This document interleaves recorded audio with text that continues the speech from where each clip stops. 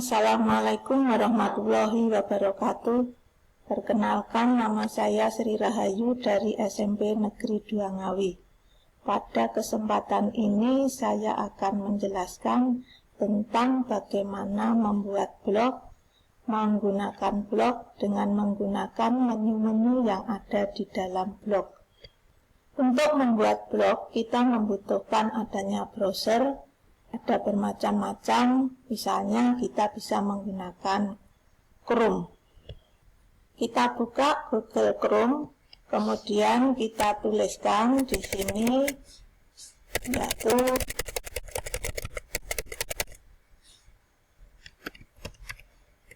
blogger.com.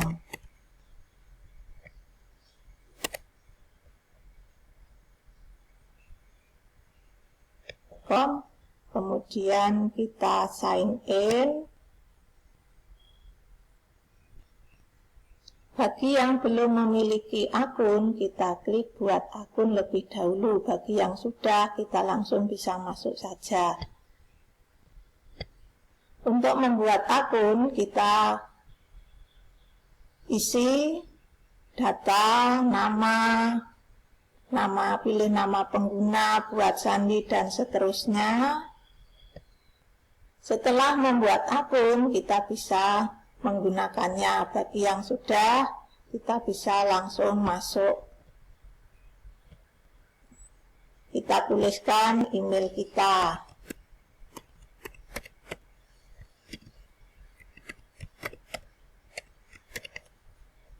Kemudian kita next. Kemudian kita sign in atau masuk. Bagi yang sudah memiliki akun Google dan memiliki blog, kita bisa lanjutkan dengan membuat blog baru. Kita klik blog baru. Kemudian kita tuliskan judulnya, misalnya di sini saya menuliskan untuk nama blog Sain SMP. Nah, misalnya kita tulis alamatnya seperti ini, kemudian kita pilih template-nya, misalnya ini, kemudian kita klik buat blog. Inilah tampilan blog baru kita. Lihat blognya. Nah, inilah tampilan blog yang baru saja kita buat, belum ada isinya. Sebelum kita menggunakan blog, kita perlu mengenal menu-menu yang ada di dalam blog. Di antaranya post, statistik, komentar, kampanye, laman, tata letak, template, setelan, dan yang lain. Apakah fungsi dari menu post? Menu post ini berfungsi menampilkan semua artikel yang pernah kita buat. Kemudian untuk menu statistik, ini fungsinya menampilkan statistik blog per harinya, per minggu, per bulan, atau seluruh penayangan blog. Pada statistik ikhtisar, ini menampilkan jumlah atau banyaknya penayangan per hari, per minggu, per bulan, atau riwayat penayangan sepanjang waktu. Pada statistik post, ini menayangkan jumlah post atau laman dengan penayangan yang paling banyak. Nah, statistik sumber lalu lintas ini merujuk pada URL perujuk, situs, dan penelusuran kata kunci. Pada statistik pemirsa, ini menampilkan banyaknya pemirsa dan juga dari daerah atau negara mana. Untuk menu komentar, ini digunakan untuk melihat komentar dari pengunjung yang masuk ke blog kita. Di sini belum ada komentarnya. Kemudian untuk kolom kampanye atau menu kampanye ini digunakan untuk mengiklankan blog kita.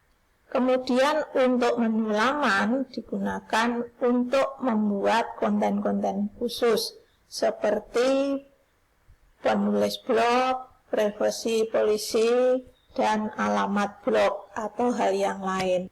Untuk menu tata letak, ini menampilkan blog-blog atau berkaitan dengan blog-blog yang ada di blog kita.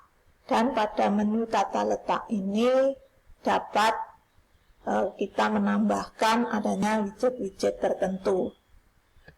Pada menu template ini digunakan untuk mengatur template blog kita, untuk mengunggah template dari yang kita download, atau kita mengambil dari template yang sudah disediakan dari blogger bagian bawah. Nah, misalnya ini di sini sudah ada atau tersedia template. Untuk menu setelan, kita bisa di bagian dasar ini mengubah atau mengedit judul, kemudian deskripsi, privasi, alamat blog, dan yang lain. Untuk menu post, komentar, dan berbagi, menu tersebut berisi pengaturan untuk mengatur berapa jumlah artikel yang akan ditampilkan pada halaman depan dan mengatur kolom komentar. Kemudian menu email ini bisa memungkinkan kita untuk mempublikasikan artikel di blog menggunakan alamat email. Untuk menu daftar bacaan dan bantuan, daftar bacaan ini merupakan menu yang menampilkan daftar bacaan dari blog yang kita ikuti. Kemudian untuk bantuan, menu ini merupakan menu bantuan bila kita tidak mengerti sesuatu. Kita bisa mengakses bantuan. Bagaimana kita menggunakan menu post? Misalnya kita akan membuat atau mengepostkan artikel, kita klik entry baru. Misalnya kita ingin membuat artikel, kita bisa tuliskan langsung di sini atau dengan mengambil artikel dari yang sudah ada. Nah, kita kopikan di sini. Nah, ini sudah kita kopikan. Kemudian bagaimana kalau artikel ini perlu adanya penyisipan gambar, audio, video, atau hal yang lain. Untuk menyisipkan gambar, kita klik bagian Insert Image. Di bagian ini kita bisa mengambil dari uploadan atau dari blog yang sudah ada, atau dari Google, dari handphone, atau dari webcam, atau dari URL tertentu. Kita klik pilih file, misalnya kalau itu dari upload file. Kita pilih gambar, kemudian kita open. Nah, ini gambar sudah masuk. Kemudian kita klik add select. Nah, ini gambar sudah masuk ke artikel kita. Gambar ini bisa kita ubah ukurannya, small, medium, atau large, atau extra, dan letaknya di tengah, atau sebelah kiri, atau sebelah kanan. Bagaimana kalau kita ingin menambahkan audio?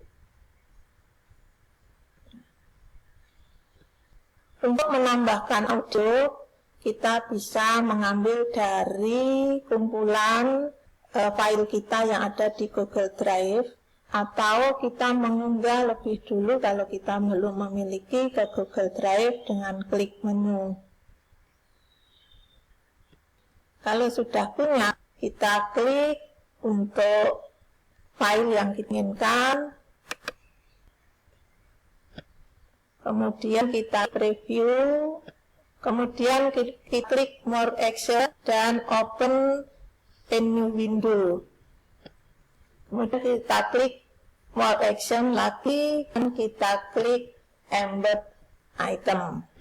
Nah, di sini ada kode dari audio tersebut. Kita kembali ke Blogger, kemudian kita kopikan ke Nah, di sini kita bisa mengubah ukurannya. Kalau misalnya di bagian width itu kita ubah dengan 500. Kemudian tingginya kita ubah dengan 200. Kemudian kita kembali ke compose. Nah, ini audio kita sudah masuk di artikel. Kemudian kalau kita ingin menambahkan video, kita klik bagian di toolbar ini, set a video. Nah, untuk mengambil video, kita bisa mengambil dari cara mengupload file kita punya di komputer, dari YouTube langsung, dari koleksi di YouTube video kita, atau dari handphone. Kita ambil, karena saya sudah punya dari YouTube, kita klik. Setelah kita klik, nah ini video sudah masuk ke artikel kita. Kemudian artikel bisa kita beri label di bagian setelan anti. Misalnya di sini saya akan memberi label dengan materi genetik kelas 9. Kita klik selesai. Kemudian jadwal bisa kita buat, misalnya kita setel tanggalnya tanggal 6 dan seterusnya, tanggal sesudahnya hari ini, misalnya kalau sekarang tanggal 6 bisa kita setel tanggal 7. Kemudian selesai. Untuk lokasi kita berikan misalnya kota kita, kabupaten. Nah,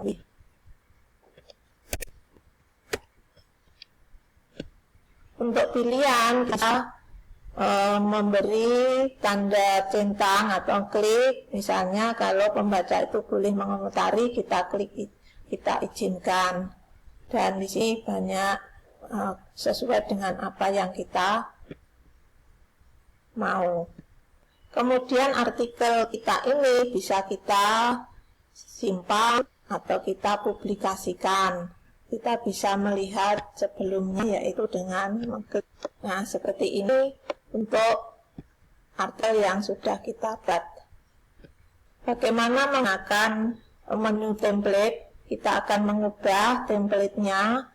Kita bisa mengambil yang sudah disediakan di bawah. Kita bisa mencari dari Google, yaitu dari goyabitemplate.com. Nah, dari blogger template disediakan, misalnya kita memilih dari top best blogger template. Kita sesuaikan, misalnya kita pilih yang ini. Kita bisa melihat untuk bentuknya atau strukturnya dengan klik live preview. Sesudah itu kita download. Kemudian kita akan mengubah template kita. Sebelumnya kita klik cadangkan atau pulihkan. Kemudian kita klik choose file. Nah, kita cari file kita yang sudah kita download dan kita kemudian kita open, klik template sudah masuk ke blog kita. Lihat blog.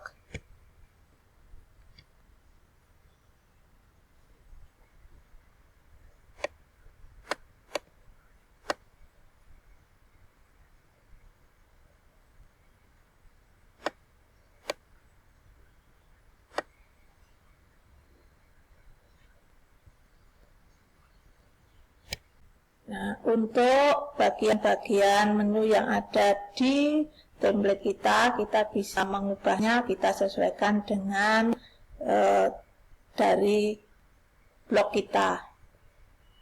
Sekarang menggunakan tata letak, kita bisa menghilangkan atau menambah dari widget-widget yang ada. Kita klik misalnya yang tidak kita inginkan. Bagian yang kosong ini akan kita hapus. Nah, kita klik off. Demikian penggunaan menu-menu yang ada di dalam blog. Terima kasih. Wassalamualaikum.